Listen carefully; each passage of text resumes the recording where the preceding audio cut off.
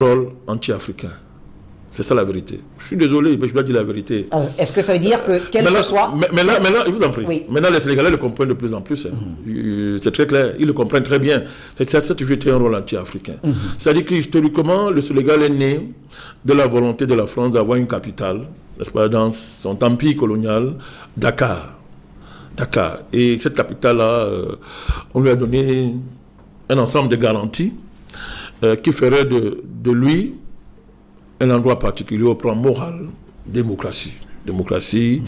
Et au plan de la géopolitique, il va jouer un certain rôle de stabilité dans le dispositif français, qui lui-même roulait pour l'Occident. Alors, maintenant que la France est très affaiblie, l'Amérique a pris les choses en main, mais elle continue. Elle bâtit sur ça. Ce sont des acquis historiques que l'Amérique veut utiliser. Oui. Mon cher Bachir, pour comprendre ce rôle-là, vous n'avez qu'à lire ce qui s'est passé dans la CEDEAO. On va pas revenir là-dessus. Tout le processus qui a abouti à l'émergence de l'AES, c'était un processus honteux, Bachir. C'est-à-dire que les populations africaines, les États africains sont en train d'être démolis par les relais de la criminalité occidentale, la criminalité américaine et des lobbies financiers, à savoir ce qu'on appelle les terroristes. Tout ça sur le parapluie, la coupole de la France. Les États s'effondrent, les populations meurent par milliers, les pays tombent. Et puis la CEDEAO ne dit rien. Elle accompagne le mouvement. C'est-à-dire que la CEDEAO devient la couverture du terrorisme et des terroristes. Elle ne dit rien. Alors, les États émergent. Oui. La CEDEAO reçoit les ordres du Tintin de l'Élysée et décide d'entrer en guerre contre les États qui réagissent, s'organisent. Il faut émerger une fédération de suivi, orientation panafricaniste claire.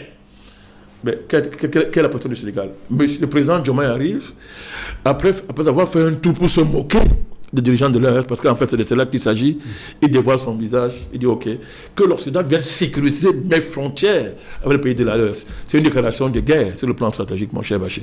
Parce que quand l'Occident vient sécuriser, ça veut dire quoi? Vous créez une nouvelle frontière, c'est-à-dire qu'il y a désormais l'État de l'AES et il y a le Sénégal et d'autres pays qui vont entrer dans ce jeu-là. Ouais, comment on crée de nouvelles frontières qui sont des frontières géopolitiques, mais le dessin est clair, casser le mouvement panafricaniste, casser les États qui portent dans toute sa réalité ce mouvement de renaissance du continent. Est-ce que le bon côté de la chose ne serait pas... C'est en cela que c'est grave. Oui. J'arrive. Oui. Dans l'analyse de la dynamique au Sénégal, je l'avais déjà dit, nous avons apporté notre soutien à M. Sonko. Bachir, vous le savez, non? Oui. Mais j'ai dit que moi, mon soutien à ce mouvement, c'était un soutien tactique et stratégique, parce que c'était une espèce de triple fête qui va mobiliser la jeunesse, d'abord dans le cadre démocratique sénégalais. Mais quand les Sonko, le Premier ministre Sonko et le président Diomaye vont montrer leurs limites, je vous assure, Bachir, une nouvelle génération de Sénégalais vont émerger à la faveur de cette impuissance géopolitique, de cette trahison démocratique va émerger. Elle sera forcément panafricaniste et un nouveau Sénégal va naître à la hauteur de sa vocation, telle que l'on définit Cheikh Anta Diop, par exemple, et tous les véritables intellectuels que ce pays nous a tant donnés. Moi, je crois au Sénégal. Oui. Je crois à l'avènement du vrai Sénégal. Moi, je crois à ça. Et les Sénégalais qui ne m'ont pas compris, maintenant, ils comprennent très bien. Nous nous retrouvons pour dire, ok, c'est une parenthèse, c'est une étape nécessaire. Mais il ne faut pas y attendre grand-chose. L'avenir, c'est le panafricanisme. L'avenir, c'est le panafricanisme. Le président Sonko, le président Diomaye auraient pu éviter ça. Mais moi, je vous dis, je connais très bien tous les dessous de leur mouvement et je ne suis en rien surpris. Quand vous dites aurait pu éviter ça, en quoi faisant?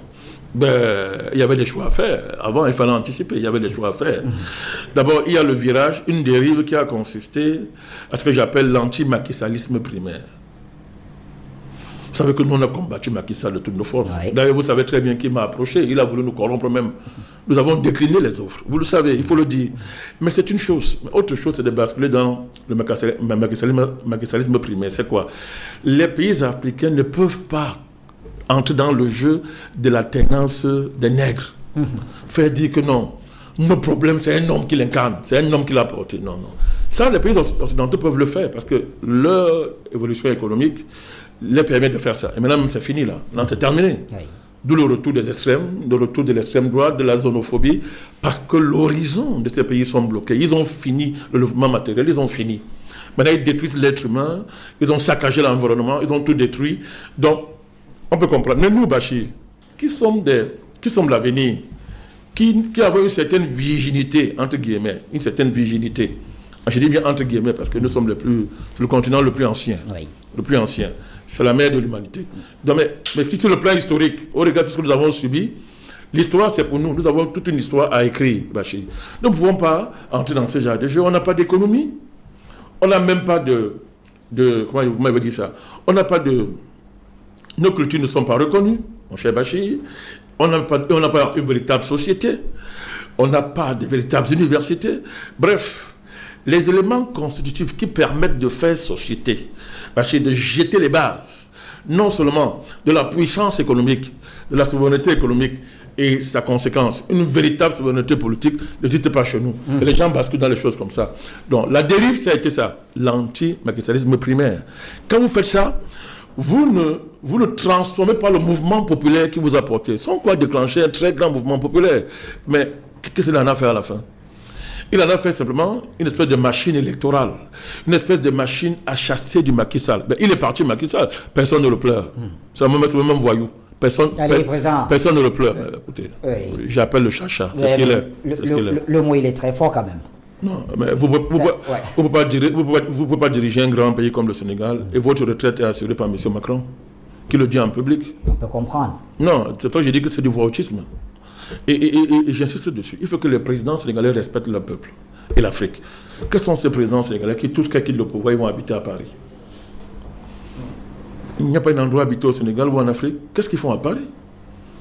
Est-ce que tous les présidents américains habitent à l'étranger? Vous avez vu un qui habite en dehors de son pays? On peut citer partout. Mais c'est quoi cette affaire? Et c'est ça la particularité. Un peu de l'establishment sénégalais. Le parisianisme. Le parisianisme, et c'est ça qui rattrape M. Sonko, Premier ministre Sonko et son président. Je vous avais dit aux gens que toute la tournée qu'ils faisaient là, c'était le bluff. La vraie visite, là, voilà. La vraie visite, là, voilà. Vous voyez le cadre même. Innovation vaccinale. Mais c'est pas possible, ça. Joli prétexte. Innovation vaccinale. Un crime contre l'humanité.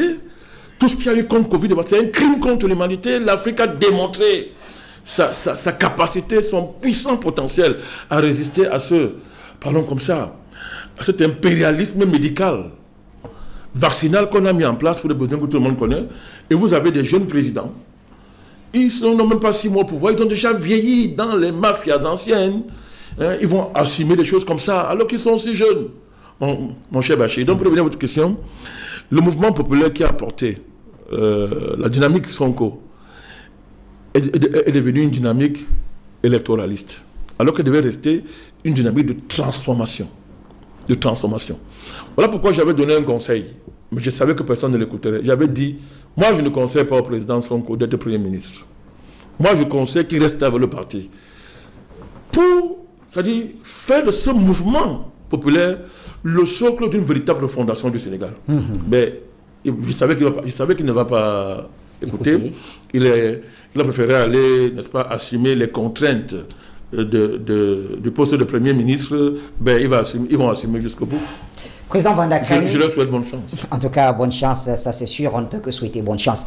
Alors, le Mali, pour ne pas dire les pays de l'AES, on sait que tous ont bouté hors de leurs frontières toutes les puissances occidentales militaires qui étaient là. La France, les États-Unis, le dernier c'est avec le Niger, on sait ce qui s'est passé.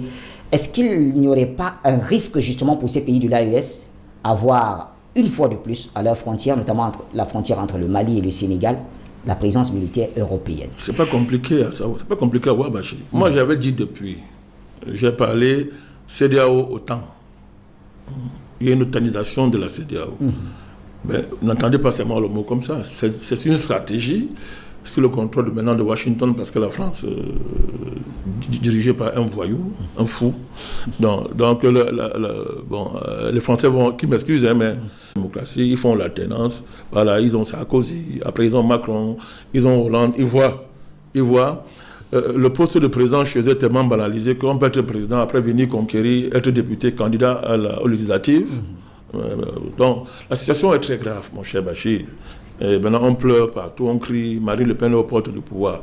Mais quelqu'un est est dans votre jeu démocratique. Hein. Elle est élue, elle a des députés, elle a des maires. Vous continuez à dire que c'est le danger. Mais il faut dissoudre le parti une fois. C'est que la démocratie, ça. Quelqu'un revendique le suffrage de votre pays. Vous dites que non, elle est un danger. Comme si vous, là, vous étiez moins dangereuse qu'elle. C'est un mouvement de xénophobie, Bachir, de racisme, mais ça, c'est la tradition occidentale. C'est la tradition occidentale. La xénophobie, c'est depuis la Grèce antique, c'est depuis Rome. C'est une tradition de la démocratie occidentale. C'est une des caractéristiques majeures de la démocratie occidentale. Elle concilie le semblant, la liberté et la xénophobie, la haine de l'autre. Donc, ce n'est pas une surprise. Voilà pourquoi les lumières françaises, occidentales, sont en même temps des ténèbres. Donc ce n'est pas quelque chose qui est Bachir, surprenant.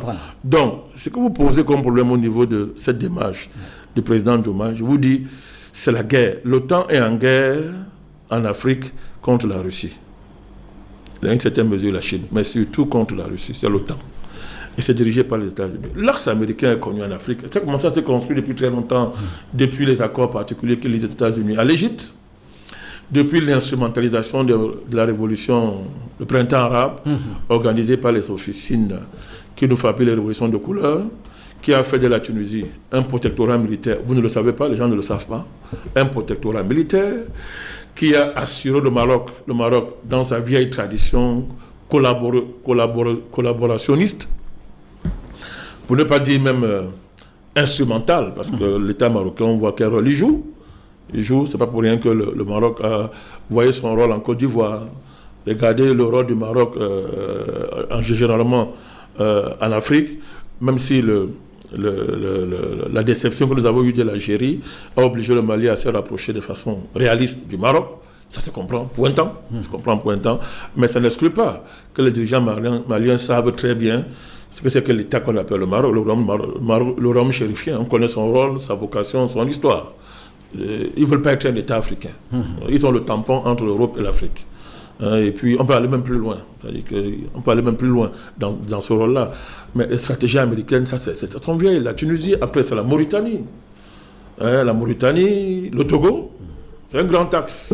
Le Togo, le Sénégal, ça devait passer par le Tchad. Mais nous sommes debout, Bachir. Nous sommes debout. Et ça a été très dur d'amener les Africains à comprendre. Mais les événements... Je ne reviens pas dessus, je n'aime pas avoir raison. L'important, c'est l'intérêt du continent africain. Donc, tout cet axe-là que je suis en train de vous citer, mais c'est de détruire le monde multipolaire. C'est de freiner le monde multipolaire pour favoriser une reprise en main de l'Afrique par l'Occident en général et les États-Unis en particulier. Donc, voilà le jeu que le président Diomaye et son premier ministre sont en train de jouer. Je le répète, contre des facilités financières. Mais tout ça, c'est dangereux. Parce que aucun pays africain ne va émerger sérieusement en complotant contre d'autres pays africains. Bachir. Depuis on fait ça, ça n'a rien donné. Aucun pays africain ne va émerger en allant jouer le complot de vieux nègres, traîtres, en jouant le jeu des oppositions entre les Africains, arbitrés par l'Occident. Ce sont des visions globales, ce sont des stratégies africaines. N'est-ce pas? Certes, elles doivent être assez souples pour prendre en compte la spécificité des pays. Mais il y a un truc qu'on ne négocie pas, Bachir. Les Africains doivent avoir une vision globale. Nous sommes des Africains. Sénégal, c'est bien, mais ça ne veut rien dire. Nous sommes des Africains. Tout ça, ce sont des noms. Mais nous sommes des Africains. Notre unité culturelle, civilisationnelle est démontrée depuis très longtemps. Il y a une véritable fraternité historique, civilisationnelle qui ne peut pas expliquer le fait que des États africains réunissent Bachir, renie la profondeur historique, n'est-ce pas? Mais aussi la perspective qu'elle ouvre en termes de globalité, en termes de stratégie globale. Donc, c'est ça la déception. La grande déception, elle est là. Le président Diomaye et le premier ministre Sonko, vous voyez, Bachir, ils n'ont pas de projet stratégique. Ils continuent le macky-sallisme sans Macky Sall. Pourquoi ils n'ont pas pensé ça? Il n'y a pas de projet stratégique, mon cher Bachir. Est-ce qu'on pourrait pas... Alors que les mouvements... Attendez, le mouvement qu'il y a eu en Afrique de l'Ouest, tout ce mouvement-là, aurait pu servir d'appel à une véritable réflexion stratégique nouvelle. Une nouvelle projection du Sénégal en articulant ça avec cette dynamique-là, Bachir. Mais écoutez, vous voulez qu'on parle de quoi? C'est sérieux ça que de nouveaux présidents... Les modistes opérandistes n'étaient pas les mêmes. Vous pensez que c'est sérieux? Non, non. Vous savez, ce n'est pas sérieux que des nouveaux présidents, un jeune président comme Diomaye, un jeune premier ministre comme Sonko, savent ce qu'ils sont en train de servir aux Africains. Ça, c'est-à-dire, on a le peur de rentrer en arrière. Ah, même Macky, ça a été même mieux. Mais qu'est-ce qu'il y a de nouveau là? Non, on attend. Mais qu'est-ce qu'il porte de nouveau en termes de perspectivation? Mais le continent africain est debout, il s'élève. C'est le panafricanisme. Mais si vous ne connaissez pas ce que ça veut dire sur le plan stratégique, mais on peut vous aider à le faire. C'est pas compliqué. Ça veut dire quelque chose, Bachir. On ne conçoit pas que des nouvelles générations comme ça, des nouvelles générations qui ont fait tant rêver les rêveurs démocrates africains, ont pour seul projet, Bachir, pour seule stratégie, c'est qu'on nous sert là. Aller au sommet de l'innovation vaccinale. Aller en France avec une femme, alors que tu es polygame. Tout ce qu'on voit là depuis le début là. Non, Bachir, que les vieux présidents fassent ça, on comprend. Vous ne pouvez pas, dans un monde comme celui-ci, avoir... C'est très pauvre. C'est très pauvre en termes de nouveauté, Bachir, en termes de perspective politique en ce début du XXIe siècle. Voilà pourquoi la démocratie sénégalaise est très pauvre. La sénégalaise est pauvre. Elle est pauvre en perspective. Elle est pauvre en innovation politique. Elle est pauvre en innovation stratégique. Elle est pauvre. Très pauvre. Vous voyez un jeune homme comme ça, qui a un jeune président comme ça, brillant, qui a fait rêver les gens, il arrive, il commence, il va voir Macron. Il va voir Macron. Après, il quitte. Tout ça, c'est pas... Vous savez, c'est pas obligé de faire ça, hein. Il y a des moyens de faire autrement. Mais, je répète, je ne vais pas les accabler, vous avez raison. Oui. Ils portent un système, le système sénégalais, avec ses marabouts, avec ses élites économiques fabriquées par le système, avec le sérail même de l'État, le sérail étatique, parce que c'est le ministre de la Défense là, dont on parle, tout ça c'est le sérail. Il y a les intérêts du sérail, il y a des habitudes historiques, il y a des intérêts qu'on ne casse pas comme ça d'un jour, je comprends ça. Donc en interpellant le Premier ministre et le Président, j'interpelle tout le système. Tout le système sénégalais. C'est un système anti-africain. Il faudrait que ça change réellement, un de ces 4 matins. Il faudrait que ça change. Je rappelle à nos téléspectateurs que dans une vingtaine de minutes, vous aurez aussi l'occasion de nous appeler, poser des questions, participer, contribuer. Ce sera la séquence, donc parole à vous. À vous la parole. En attendant, nous allons avec ce petit souffle prendre le second sujet avec la complicité de notre réalisation.